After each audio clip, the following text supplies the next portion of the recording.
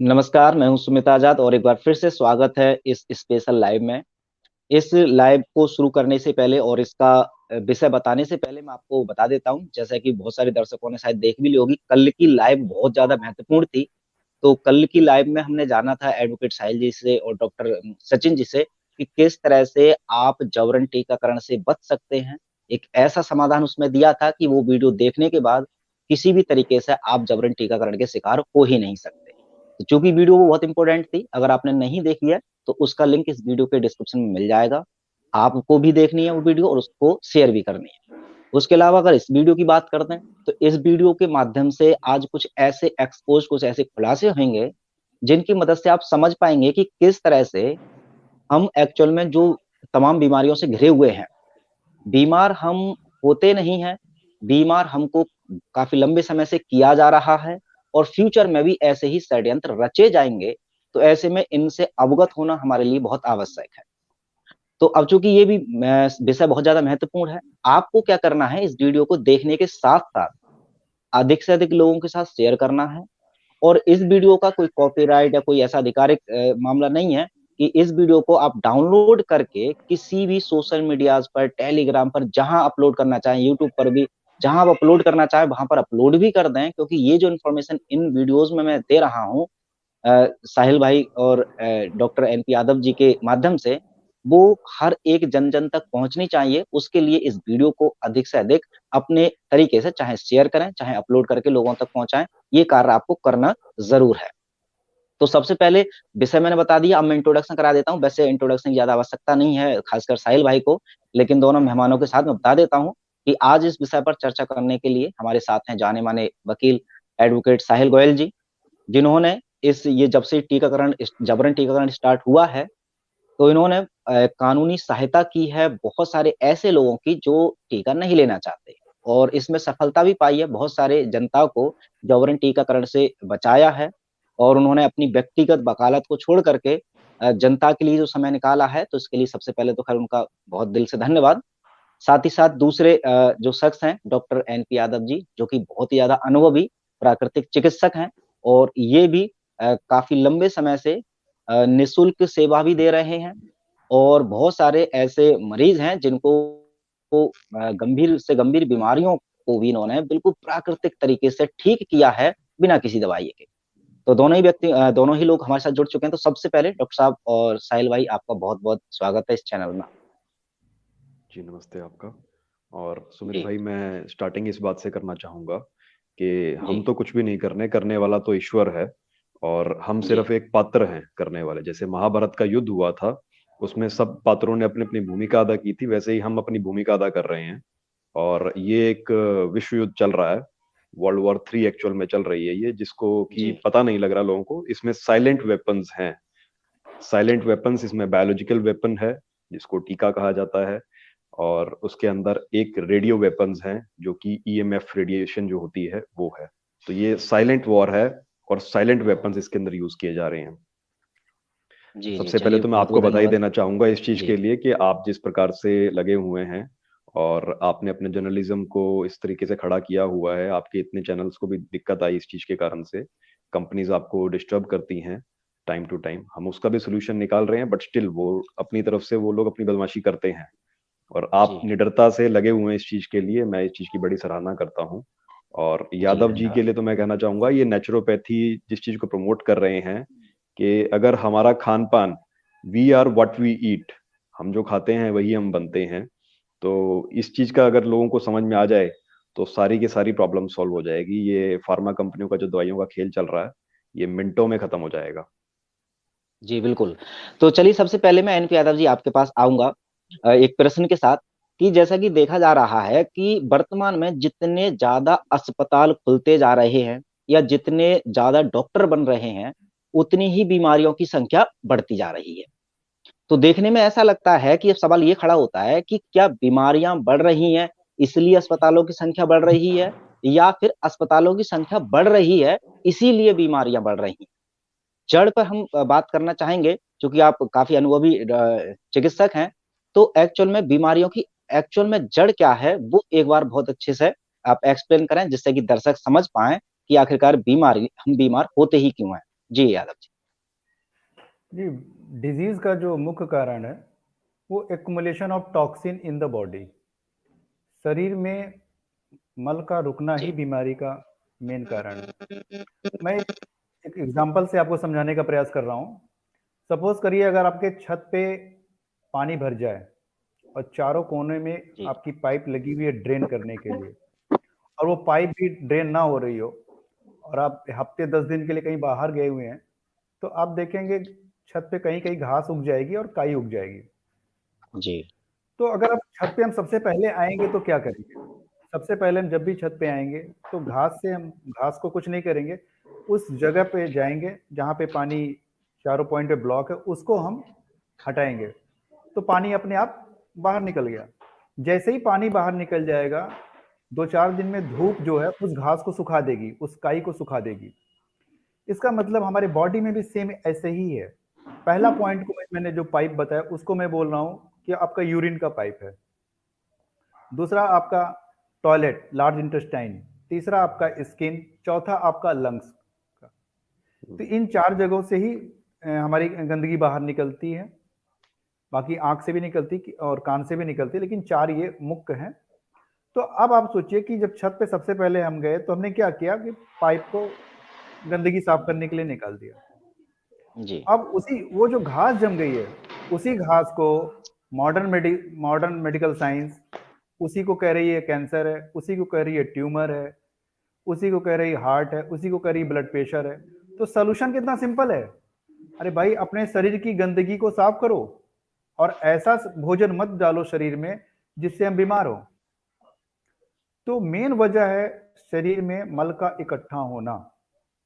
और मल क्यों इकट्ठा होता है कि जब हम ऐसा भोजन खाते हैं जिसमें फाइबर नहीं है, लाइव एंजाइम नहीं है, वाटर नहीं है, तो ऐसे भोजन हमको हमारे शरीर में टॉक्सिन रोकेंगे।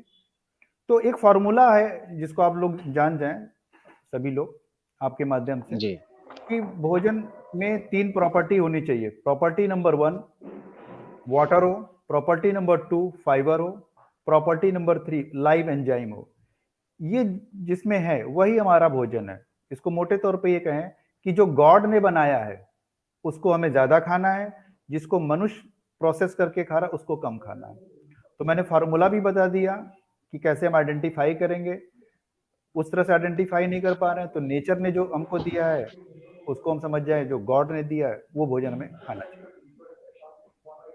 अब जी इसके आगे मैं कनेक्ट करना चाहता हूं कि अब आप चाउमीन ले लें, मैगी ले लें, पिज्जा ले लें, इसमें क्या है? इसमें सिंपल आपको फार्मूला देखना है कि जो मैंने बताया फार्मूला क्या है कि वाटर, फाइबर और लाइव एंजाइम। इसमें है वाटर भी नहीं है, फाइबर भी नहीं है, लाइव एंजाइम भी नहीं है, तो वो हमको डाइजेस्ट करने में प्रॉब्लम करेंगे और वो फिर कॉन्स्टिपेशन बनेगा, और कॉन्स्टिपेशन ही सारी बीमारियों की जड़ है। जी सुमित भाई। जी जी बहुत शानदार। तो अभी आपने बताया कि जो खान पीन भाई हमारा, जिसमें भी वाटर नहीं है, फाइबर नहीं है, लाइव एंजाइम नहीं है, वो चूंकि हम ग्रहण ही ज्यादा करते हैं और हो सकता है इसी वजह से बीमारियों की संख्या हमारे बॉडी में बढ़ती जा रही है। साहिल भाई, मैं आपके पास आना चाहूंगा। अब जैसा कि डॉक्टर साहब ने जी। बताया कि अब ये जो लाइफ स्टाइल है हमने इतनी ज्यादा खराब कर रखी है, अपनी हम्म। खान पीन की व्यवस्था भी खराब कर रखी है, तो क्या इसकी जिम्मेदारी हर एक व्यक्ति की ही है? क्या सच में उसने अपनी लाइफस्टाइल खराब कर लिया इसीलिए वो बीमार होता है, या फिर उसकी लाइफस्टाइल खराब करने के पीछे भी कुछ ऐसे षड्यंत्र चल रहे होते हैं जिनको हम देख नहीं पाते, समझ नहीं पाते, लेकिन हम कंट्रोल्ड हैं और जैसा कुछ षड्यंत्रकारी चाहते हैं वैसे वैसे हम अपनी लाइफस्टाइल खराब कर लेते हैं। उस पर जरा आप प्रकाश डालें साहिल भाई। जी, बिल्कुल उचित बात की आपने। और इंसान जो मनुष्य है वो ऐसा करना तो नहीं चाहता एक्चुअल में। उसको साइकोलॉजिकली इस चीज के लिए प्रोग्राम कर दिया जाता है, विज्ञापन के माध्यम से, टीवी के माध्यम से, या कहीं पे पोस्टर्स लगे उनके माध्यम से। ये बड़ी बड़ी जो मल्टीनेशनल कंपनीज हैं, इनसे कोई पूछता नहीं कि ये जो बिस्किट भुजिया के अंदर अपने जो ऑयल्स इस्तेमाल कर रहे हैं वो ऑयल कौन सा इस्तेमाल कर रहे हैं। आज मैं आपके माध्यम से ये पॉइंट उठाना चाहूंगा कि इनमें जो है कॉटन सीड ऑयल इस्तेमाल किया जाता है। और भारत में जो कॉटन है वो आपको पता होगा, बीटी कॉटन ज्यादातर वो अलाउड है क्योंकि वो कैश क्रॉप है, इसलिए उसका जीएमओ सीड यहाँ पे अलाउड है।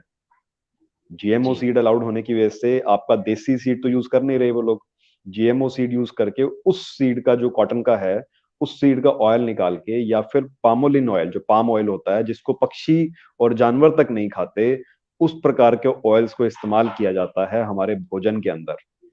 तो ये षड्यंत्र नहीं तो और क्या है। जब जी हमारे पास सरसों का तेल है, मूंगफली का तेल है, और कई प्रकार के तेल हैं जो हमारे आसपास पाए जाते हैं। भाई राजीव दीक्षित ने भी ये सब बातें बताई थी। उन्होंने समझाया था कि जो चीज आपके आसपास के एरिया के अंदर 200-250 किलोमीटर की रेंज में उग रही है, आपको वो सब चीजों का ग्रहण करना चाहिए, विदेशी चीजों का नहीं ग्रहण करना चाहिए आपको अपने शरीर के अंदर। तो ये षड्यंत्र तो बहुत गहरे हैं। इनमें से एक चीज जीएमओ सीड है। उसके अलावा ऐसे बहुत सारे केमिकल्स हैं जो ये मल्टीनेशनल कंपनीज पुश करती हैं किसी ना किसी माध्यम से, या इनमें कई जो एजेंसीज होती हैं वो भी इन्वॉल्व होती हैं जो फूड कंट्रोल करती हैं। वो लोग भी इस तरीके के दबाव डालते हैं कि अगर आपको अपना प्रोडक्ट लॉन्च करना है और आपको हमारा सिग्नेचर चाहिए इस चीज के ऊपर, या अथोराइजेशन चाहिए कि आप बेच सकते हैं, तो आपको इस प्रोडक्ट के अंदर ये सामान डालने पड़ेंगे, जैसे कि सोडियम बेंजोएट, या इस प्रकार के जी बहुत से ऐसे केमिकल्स हैं। जैसे आपने E376 कहीं पर पढ़ा होगा, आप पैकेट्स जी देखते हैं उसके पीछे बहुत सारे इस प्रकार के केमिकल्स लिखे होते हैं जो डालने उन्होंने कहा होता है कि ये इमल्सीफायर है या एसिडिटी रेगुलेटर है, उस चीज के नाम पे वो डालते हैं। लेकिन वो बनता किस चीज से ये कोई खोजता ही नहीं है। जी तो मुख्य तौर पे हमारा जो पूरा सिस्टम है जिसमें इंसान रह रहा है, उसकी साइकोलॉजिकल प्रोग्रामिंग, उसके दिमाग में भी गंद भरा जाता है। ये सिर्फ खान पान में गंद नहीं है, पहले दिमाग में जी गंद भरते हैं। दिमाग में गंद भर के फिर उनको ट्रेन करते हैं इस चीज के लिए कि आप ये सब चीजें खाइए, और उसको ट्रेनिंग इस प्रकार से दी जाती है कि उसको वो जो बिल्कुल कचरे वाली चीज है उसको वो बहुत अच्छा समझ के खाता है। आज के बच्चों को आप देख लो, वो कहाँ डोमिनोज पिज्जा हट में जा जाके खाते हैं। और वो मैकडोनल्ड का बर्गर जिसको आप ला के रख दीजिए, एक हफ्ते में वो खराब नहीं होगा, उस पर कीड़ा तक नहीं लगेगा। तो जिस जिस बर्गर पे कीड़ा नहीं लग रहा है, जिसको कीड़ा भी नहीं खा रहा, तो आपका शरीर कैसे उसको हजम करेगा। ये बिल्कुल एक शानदार। सिंपल, एक लॉजिकल बात है, हर आदमी समझ सकता है ये बात। लेकिन उसके आंखों के सामने होते हुए भी वो समझ नहीं पाता। ये इतने गहरे षड्यंत्र हैं क्योंकि उनके दिमाग पे इतने बड़े लेवल के जो हैं कई परतों में पर्दे पड़े हुए हैं। तो हमने वो जी पर्दे हटाने हैं। उनकी आंखें खुल जाएंगी, सूर्य का प्रकाश पड़ेगा तो वो अपने आप ठीक होने शुरू हो जाएंगे। बहुत शानदार। तो जैसा कि अभी साहिल भाई ने बताया, तो कंक्लूजन के तौर पर उन षड्यंत्रकारियों ने गलत चीजों का चूंकि इतनी अच्छी मार्केटिंग की है और ये जनता को दिखा दिया है कि जो गलत चीजें हैं वो बहुत ज्यादा अच्छी हैं, और ये सब केवल मार्केटिंग का ही कमाल है जो उन्होंने पैसे के दम पर हम्म। इतनी ज्यादा मार्केटिंग की है। यादव जी, मैं आपके पास आना चाहूंगा। अब जैसा कि भोजन को लेकर के तो आपने बताया ही कि गलत हम भोजन लेते हैं तो हमारे शरीर में नुकसान होते ही हैं। भोजन के अलावा भी कुछ और भी केमिकल्स हैं जो आजकल की लाइफस्टाइल के एक अटूट ऐसे पार्ट बन गए हैं। जैसे कि लोग टूथपेस्ट अगर यूज करते हैं, तो राजीव भाई दीक्षित जी ने भी कई बार इसके बारे में बताया था कि टूथपेस्ट में एक्चुअल में नेचुरल तो वो नहीं है, उसमें कई सारे केमिकल तो डलते ही हैं। तो अब टूथपेस्ट का इस्तेमाल करते हैं, या बाल धोने के लिए शैम्पू टाइप की कुछ चीजों का इस्तेमाल करते हैं। इवन स्किन को अच्छे से सुंदर बनाने के लिए लोग तमाम तरह की क्रीम का भी यूज करते हैं। तो मेरे ख्याल से इनमें भी काफी अच्छी मात्रा में केमिकल्स भी होते होंगे। मैं आपसे जानना चाहता हूँ कि क्या सच में ये नुकसानदायक है हमारी बॉडी के लिए? अगर ये नुकसानदायक है तो प्राकृतिक तरीके से इनके अल्टरनेटिव क्या हैं, कि यदि कोई टूथपेस्ट यूज ना करे, उसकी जगह पर क्या इस्तेमाल कर सकते हैं? बालों को शैम्पू ना करे तो शैम्पू की जगह पर क्या इस्तेमाल कर सकते हैं सुंदर दिखने के लिए? अगर क्रीम का इस्तेमाल ना करें तो कौन सी चीजों का इस्तेमाल कर सकते हैं? आप इन दोनों प्रश्नों का आप उत्तर दें जी। जी, जैसे नहाने के लिए बेसन, हल्दी, इनका यूज़ कर सकते हैं, उसमें दही भी मिक्स कर सकते हैं। जी और टूथपेस्ट के लिए नीम का दातून, और थोड़ा सा जो पेस्ट में अच्छा है वो वीको का पेस्ट है, वो ज़्यादा जी बेटर है अदर के रिस्पेक्ट में। ओके। अच्छा, बालों की भी काफी समस्या, खासकर हमारी माता बहनें हैं, उनको बड़ा वो होती रहती है।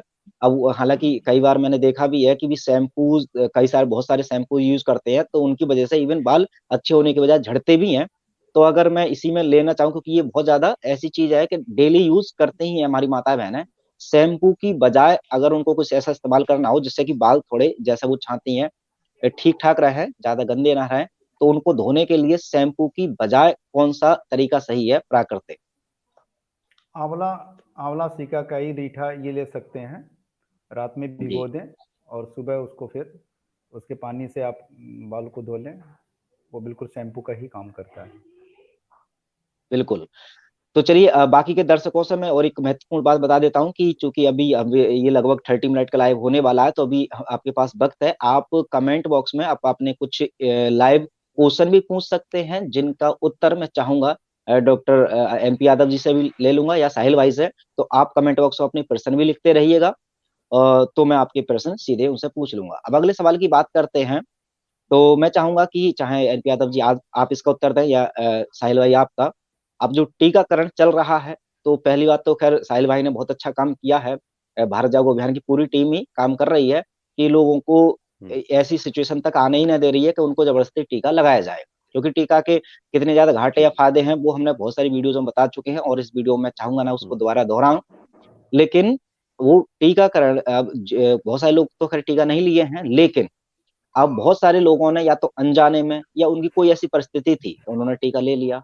तो अब एक प्रश्न बहुत ज्यादा कॉमन रहता है, और एक क्वेश्चन आया भी है, जेन्युइन रिव्यू बोल रहे हैं यही क्वेश्चन, कि अगर किसी भी परिस्थिति के कारण उन्होंने टीका ले लिया है, क्या ऐसा संभव है हमारी प्राकृतिक चिकित्सा में या आयुर्वेद में या जो भी हमारी भारतीय चिकित्सा पद्धतियां हैं उनके द्वारा उसको डिटॉक्स कर पाए, उसके जो साइड इफेक्ट या एडवर्स इफेक्ट है वो ना हो, हमारी बॉडी को ठीक कर पाए। तो ऐसा उनको डिटॉक्स कर, जो किसी भी प्रकार का हालांकि टीका हो, टीका के बाद जो हमारी बॉडी में इफेक्ट होने वाले हैं उनको डिटॉक्स किया जा सकता है। तो क्या तरीके आप सुझाव देना चाहेंगे?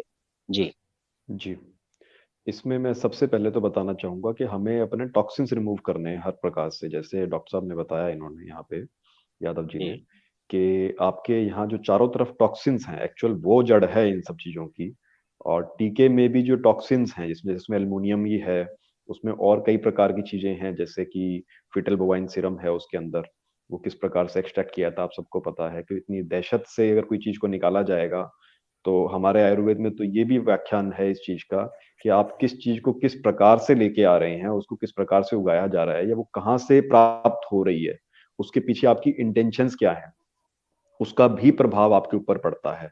कि अगर आप किसी प्राणी को मार के अगर अपने अंदर जान लेने की कोशिश करोगे, तो उसकी जो नेगेटिव एनर्जी होगी वो डीएनए तक पेनिट्रेट करती है। आपके इमोशंस जो होते हैं वो भी आपके डीएनए तक पेनिट्रेट करते हैं। उसी प्रकार से जो आपने सेल अगर किसी की बॉडी से लिया, वो आपकी बॉडी में अगर आपने डाला और उसको मार के अगर आपने डाला, तो उसके अंदर वो वाइब्रेशंस, उसमें वो नेगेटिव एनर्जी मिलेगी। आज साइंस को नहीं पता।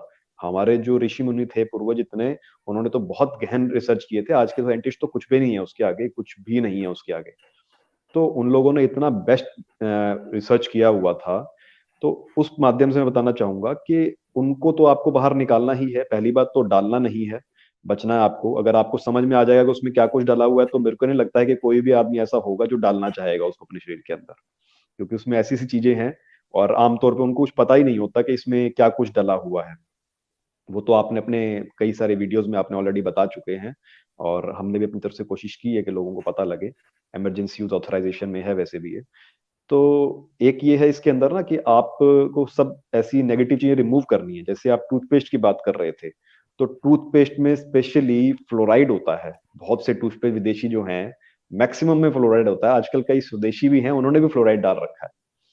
तो बड़ी देख के हैरानी होती है कि वो क्यों डाल रहे हैं। लेकिन वही इंडियन मेडिकल एसोसिएशन और इंडियन डेंटल एसोसिएशन, इनसे बातचीत करके या कैसे भी, वो लोग कहीं ना कहीं प्रेशराइज हो जाते हैं किसी भी कारण से, तो फ्लोराइड डालते हैं। फ्लोराइड के बहुत से नेगेटिव इफेक्ट्स देखने में आए हैं। यूएस के अंदर तो वो आपके पानी में भी मिलाया जा रहा था फ्लोराइड। उसकी वजह से दिमाग भी कमजोर हो जाता है। दिमाग की सोचने की क्षमता जो है, क्रिटिकल थिंकिंग, एनालिटिकल थिंकिंग जो है उसकी ब्रेन की, वो प्रॉपरली वर्क नहीं कर पाती है। और जैसे आपका प्रोसेसर हैंग हो जाता है मोबाइल का, उसी प्रकार से आपका ब्रेन भी जो है प्रोसेसिंग का काम करता है और वो हैंग हो जाता है। तो आपको सबसे पहले तो वो चीज करनी है अपने वहां से। जिस भी प्रकार की चीज का आपके शरीर से टच हो रही है, अभी मैं भाई सुशील नरवाल जी की मैं वीडियो देख रहा था कुछ समय पहले, तो उन्होंने बहुत अच्छे तरीके से समझाया इसके अंदर कि आयुर्वेद में तो ये भी व्याख्यान है कि आपके अगर तलवे पे, पैरों के नीचे भी अगर आपके कोई मिट्टी लगती है या कोई गलत चीज आप टच होते हो और आपके लगी रहती है, तो उसका भी असर आपकी आंख तक आता है। आपकी आईज तक उसका असर आता है। तो क्योंकि जो भी चीज टॉक्सिन्स आप किसी भी माध्यम से अगर आप टच करेंगे वो आपकी बॉडी में पूरे में इफेक्ट करेगी। आपने हाथ पे अगर कोई जल लगाया है और वो जल दूषित है, उस जल के अंदर कुछ ऐसी चीजें हैं जो आपको नुकसान कर सकती हैं, तो वो आपके शरीर में पेनिट्रेट करेंगी, वो नुकसान करेंगी आपको। तो आपको उनसे बचना है।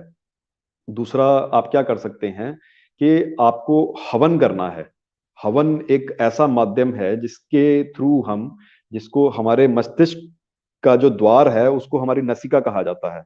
हमारी नसिका को हमारे मस्तिष्क का द्वार कहा गया है कि उसका ओपनिंग गेट है ये, जिसके माध्यम से आपके अंदर आप वो सब जड़ी बूटियों का सत्व जो है वो आपके अंदर डेली पहुंच सकता है अगर आप हवन करते हैं डेली। तो मैं सभी दर्शकों से कहना चाहूंगा कि डेली हवन कीजिए। हवन के बहुत फायदे हैं। टोटली इसको सिर्फ धर्म के मूल पे मत देखिए। हमारा जो भारत देश है, जो आर्यवर्त था उस समय पे, ये वो चीज थी जब साइंस ही रिलीजन था एक्चुअल में। टेक्नोलॉजी, साइंस, जो बेसिक फंडामेंटल लॉजिकल चीजें जो थी वो उस समय पे एक्चुअल रिलीजन था। आज जो रिलीजन हमारे को दिख रहा है उसमें मूर्ख बना रहे हैं, वो एक अलग चीजें हैं, लेकिन उस समय पे साइंस ही रिलीजन थी। तो जो हवन है वो पूरी प्रक्रिया, पूरी मतलब साइंटिफिक और टेक्निकल चीज है।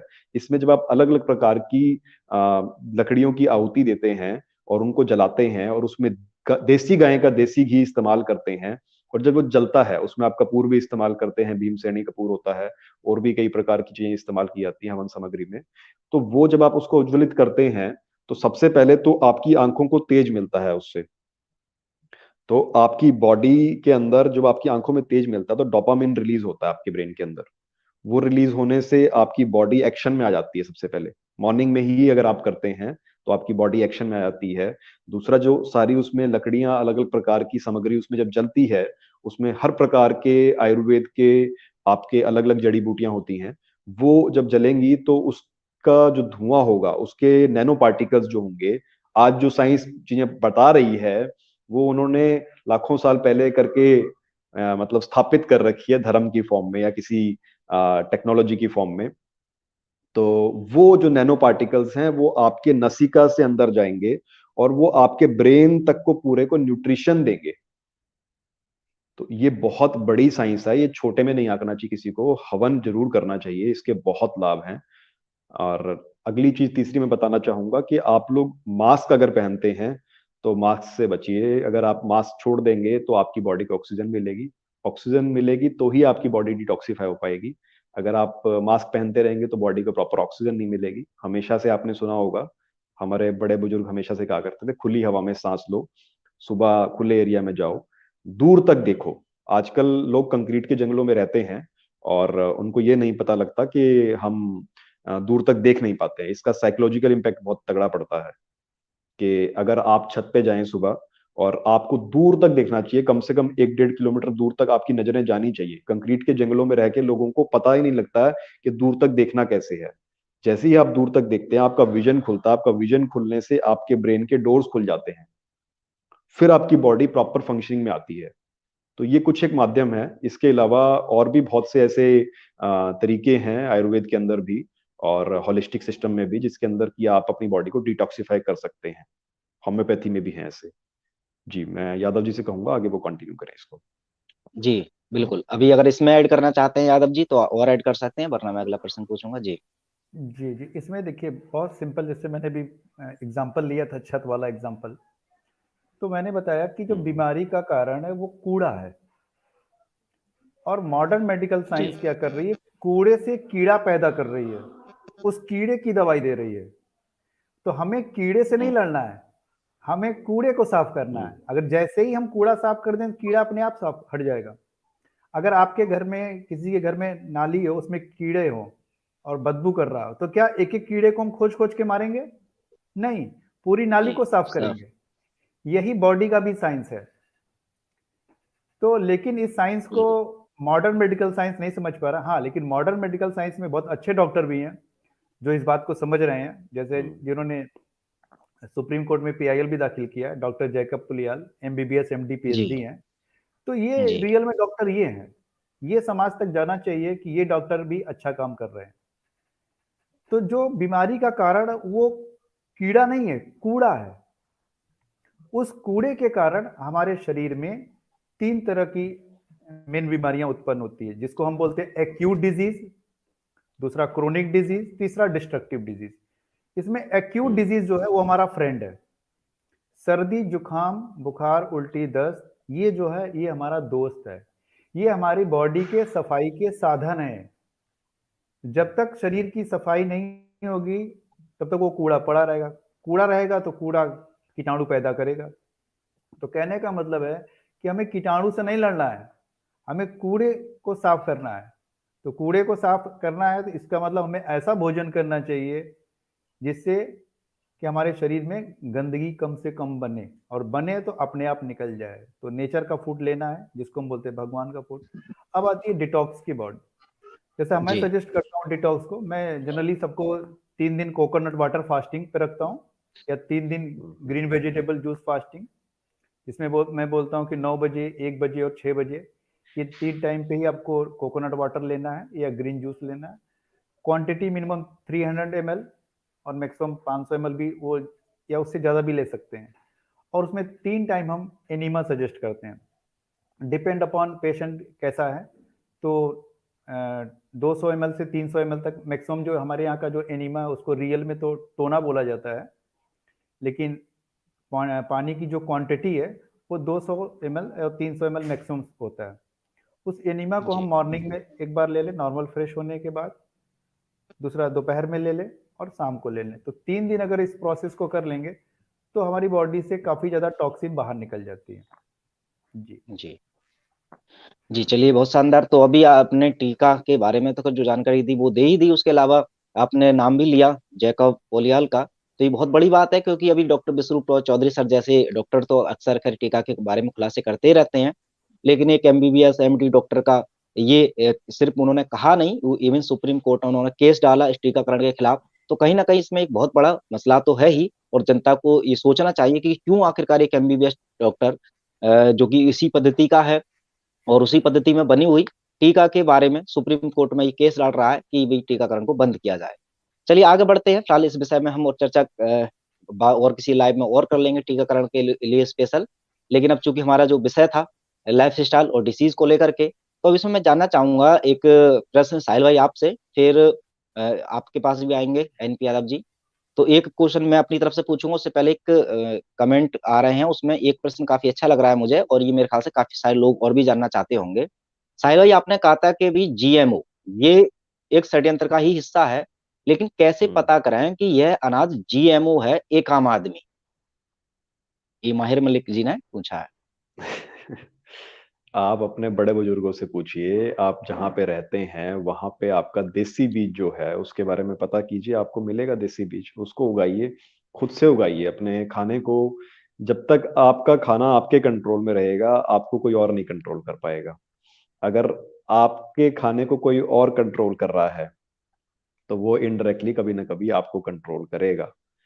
तो खुद की खेती कीजिए। जब आप खेती से जुड़ेंगे तो आपको बहुत जल्दी इजीली पता लग जाएगा देसी बीज क्या होता है और जीएमओ बीज क्या होता है। जनरली जीएमओ बीज बहुत से ऐसे होते हैं जो आगे बीज से बीज नहीं बनते हैं, तो वो बांझ जी बीज जो होते हैं उनसे तो आपको बचना है। आज के दौर के अंदर जो बहुत से लोगों को बांझपन की शिकायत आ रही है या लोगों को दिक्कत आ रही है इनफर्टिलिटी की, आप देख रहे होंगे अखबारों में फटाफट से न्यूज आ रही है, इतनी इतनी न्यूज आ चुकी है।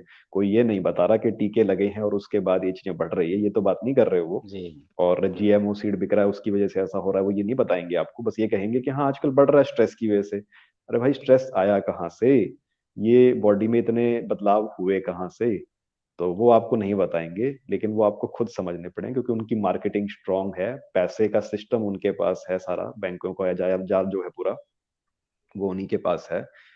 देसी बीज आप कहीं पे भी पता करेंगे, देसी शहर के अंदर आपको मिल जाएंगे। जो बीज से बीज तैयार होता है जनरली वो देसी बीज होता है।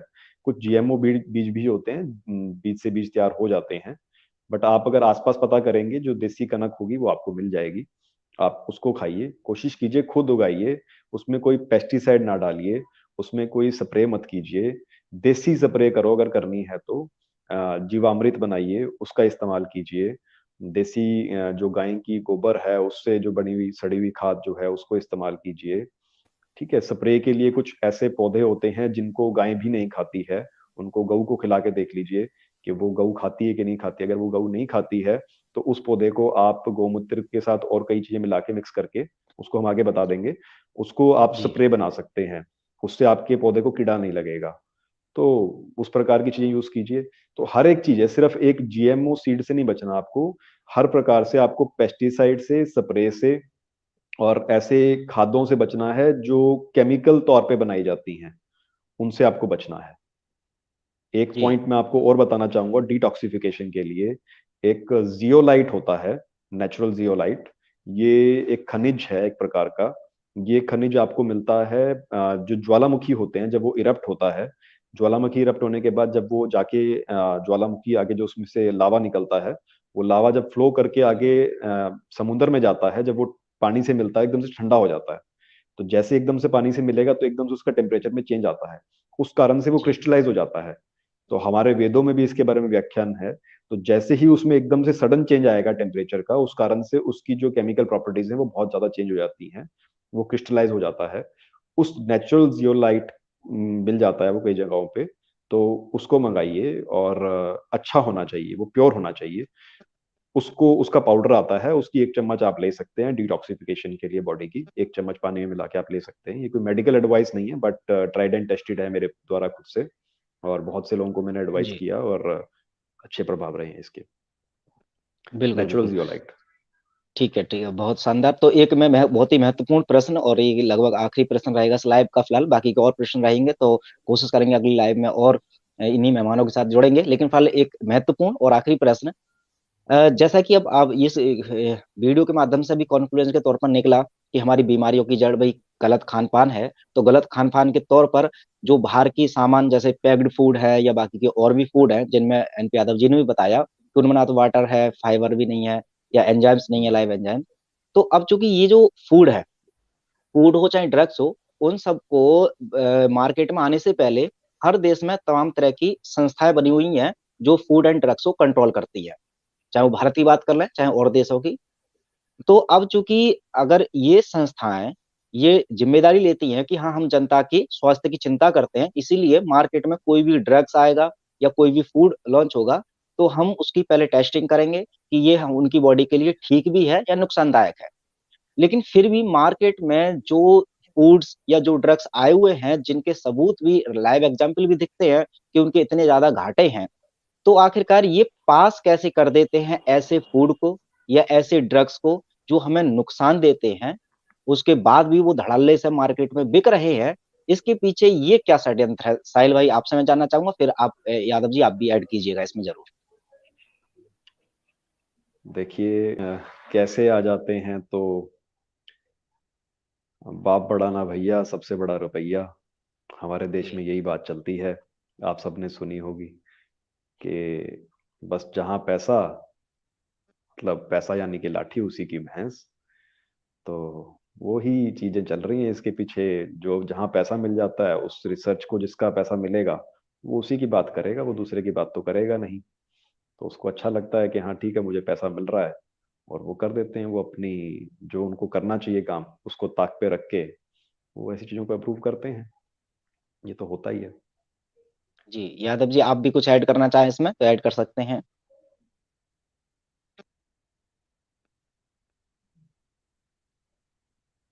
माइक माइक अनम्यूट कर लीजिए और आप कुछ ऐड, माइक आई थिंक आपका हाँ, अनम्यूट जी। हम्म। जी हाँ, एक बार रिपीट करें, क्या था क्वेश्चन? हाँ, क्वेश्चन ये था कि जैसे जो फूड या ड्रग्स हमारी बॉडी के लिए हार्मफुल होते हैं, जैसे कुछ फास्ट फूड भी ले लीजिए जिनके आपने नाम गिनाए थे, पिज्जा है, बर्गर भी है, या चलिए ये तो फिर भी कॉमन है, कुछ पैक्ड फूड ऐसे रहते हैं जिनको खाने से सच में हमारे अंदर बहुत सारी बीमारियां प्रवेश ले लेती हैं। तो ऐसे फूड और ऐसे ड्रग्स जो हमारी बॉडी के लिए इतने हार्मफुल होते हैं, इनको मार्केट में लॉन्च होने से पहले जो स्वास्थ्य संस्थाएं हैं जो फूड और ड्रग्स को कंट्रोल करती हैं, वो इनको अप्रूवल कैसे दे देती हैं, और ये मार्केट में ऐसे फूड आ ही कैसे जाते हैं, हम तक पहुंच ही कैसे जाते हैं, तो वो इस बात को रोकते क्यों नहीं है? तो इसके जैसा कि पीछे क्या कोई षड्यंत्र हो सकता है, या वो जानबूझ करके, या फिर जैसे साहिल भाई ने बताया केवल पैसा ही उसके पीछे वजह है, या कुछ और भी सोची समझी उनकी साजिश है? जी जी, साहिल भाई ने जो बताया बिल्कुल सही बताया, पैसा ही मेन वजह है। वो उसको देख जी ही नहीं रहे हैं कि वो साइड इफेक्ट मार रहा है कि नहीं मार रहा है। और जैसे आप कोल्ड ड्रिंक देख लें, कोल्ड ड्रिंक में जी ऐसी कोई चीज है जो तीनों चीज आप देखो, वाटर तो है, फाइबर है, जी वाटर है, फाइबर नहीं है उसमें, लेकिन लाइव जी जी। एंजाइम गायब है। जब लाइव एंजाइम जी नहीं है तो उसको डाइजेस्ट कौन करेगा? कहने सही का बात। मतलब एक छोटा सा एग्जांपल मैं आपको समझाने का प्रयास करूंगा। जैसे आप गुड़ और चीनी देखें, जी गुड़ और चीनी में modern medical science calorie wise बराबर कहता है, जी लेकिन जमीन आसमान का अंतर है। गुड़ जी। में वो बाकी पोषक तत्व, कैल्शियम है, फास्फोरस है, मैग्नीशियम, वो है जो हमारे हम्म। स्टमक को चाहिए डाइजेशन के लिए, लेकिन वो चीनी में नहीं है।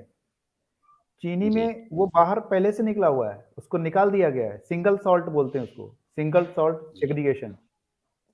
जब सिंगल सॉल्ट निकल गया है तो स्टमक यानी लीवर कहता है कि हमें इस चीनी को डाइजेशन के लिए, बाकी एलिमेंट कहाँ है, कैल्शियम फास्फोरस तुम लोग कहाँ हो? तो वो कहते हैं भैया मैं बाहर निकल गया हूँ पहले, ये लोग नहीं है। तो उस समय बॉडी क्या करती है, अपना कैल्शियम फास्फोरस जो भी न्यूट्रिशन वो देती है डाइजेशन के लिए, और फिर उसको बाहर निकाल देती है। इसीलिए आप देखेंगे बच्चों के दांत टूट जाते हैं, हड्डियां कमजोर हो हम्म। जाती हैं। तो हम अपना कैल्शियम जानबूझ के डोनेट करते हैं, यही काम कोल्ड ड्रिंक करती है। जितने भी एसिडिक फूड होते हैं हमेशा हमारी बॉडी से कैल्शियम लीच कराते हैं। तो ये आम आदमी को जानना पड़ेगा कि कौन सा भोजन हमारे लिए सही है, कौन सा नहीं। तो मोटी मोटी भाषा ये जाने कि जो नेचर का फूड है, कुदरत का फूड, उसको ज्यादा खाना है, जी। जो मनुष्य का फूड है उसको कम खाना है, ये हमारे हिसाब से। बहुत बहुत शानदार। तो चलिए, बहुत ही महत्वपूर्ण सवालों के जवाब देते हुए कई सारे यहाँ पर जानकारी ऐसी मिली दर्शकों को जो बेहद काम भी आएंगी, और बहुत सारे सच से पर्दा भी उठा है। बाकी का इसी तरह के ये सीरीज अभी कंटिन्यू रहेगी।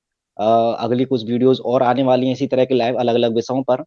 फिलहाल इस वीडियो को हम एंड करेंगे, उससे पहले अगर कोई फाइनल मैसेज साहिल भाई आपका हो या यादव जी आपका हो तो आप दे सकते हैं। उसके अलावा दर्शकों से एक महत्वपूर्ण बात बता देता हूँ कि साहिल भाई ने हालांकि पिछली लाइव में भी अपना नंबर शेयर किया था, तो यदि आपको कोई कानूनी सहायता की आवश्यकता हो, परामर्श लेना चाहते हैं, तो साहिल भाई का भी कॉन्टैक्ट नंबर मैं वीडियो के डिस्क्रिप्शन में डाल दूंगा। उसके अलावा डॉक्टर एनपी यादव जी से भी अगर कोई चिकित्सक परामर्श लेना चाहते हैं, किसी भी तरह की सहायता, तो उनका भी मैं कॉन्टैक्ट नंबर डाल दूंगा, ताकि इस वीडियो के बाद भी वीडियो देखने के बाद जानकारी तो आपको मिल ही गई, उसके अलावा भी आपको जब भी आवश्यकता हो सहायता की, तो दोनों ही हमारे मेहमान आपकी सहायता करने के लिए तैयार हैं। तो डिस्क्रिप्शन आप चेक कर सकते हैं। फाइनल मैसेज मैं सुनना चाहूंगा जी साहिल भाई आपसे, या एनपी यादव आप भी बता सकते हैं जी, क्या कहना चाहेंगे लास्ट में? जी, आपने जिस प्रकार से कहा कि बहुत सी प्रॉब्लम्स आ रही हैं और जिस प्रकार से एक्सपेरिमेंट चल रहा है, हमने उसी को सम अप करना है कि क्या इसके सॉल्यूशंस होंगे। तो उसके लिए मैंने एक वैक्सीन जो है, vaccine to nature lifestyle diet protocol बनाया है। वो मैं जी आपको शेयर भी कर दूंगा। मैं वीडियो के माध्यम से बताना चाहूंगा इसमें आपको स्टार्टिंग कहाँ से करनी है। इसका जो मुख्य इसका पॉइंट है वो ये है, suffering from side effects of experiment question mark. जी और उसके बाद इसको बताया गया कि वैक्सीन टू नेचर, आपको हम्म वैक्सीन से हटना है और नेचर की तरफ बढ़ना है। और उसका जो है लाइफस्टाइल डाइट प्रोटोकॉल है ये। तो आपको मास्क जो है वो यूज करने बंद कर देने हैं। उससे क्या होगा, आपकी बॉडी में ऑक्सीजन बढ़ेगी, और ऑक्सीजन बढ़ेगी तो आपकी बॉडी में एनर्जी भी बढ़ेगी। दूसरा जी पॉइंट इसके अंदर है कि प्लांट्स और फॉरेस्ट जो हैं उनको आपने लगाना है। पौधे जो जी आपके नेचर के आपने नजदीक रहना है, क्योंकि जो मनुष्य है वो नेचर के नजदीक रहने के लिए बना है, कंक्रीट के जंगलों के लिए नहीं बना एक्चुअल में। आप जी जितना नेचर के नजदीक चले जाएंगे, जितना प्रकृति के नजदीक जाएंगे, उतना आपके लिए अच्छा होता चला जाएगा। जी उसी प्रकार से उनके पास रहिए, उनको ज्यादा से ज्यादा लगाइए। कोशिश कीजिए आसपास आपके पास कोई खाली एरिया है तो वहां पे थोड़ा सा अपनी ग्रीनरी कीजिए। नहीं तो जमीन लीजिए। आजकल लोग लाखों रुपए के जो है फ्लैट्स ले लेते हैं, 50-50 लाख रुपए के, और वो 1 किल्ला जी जमीन नहीं लेते हैं।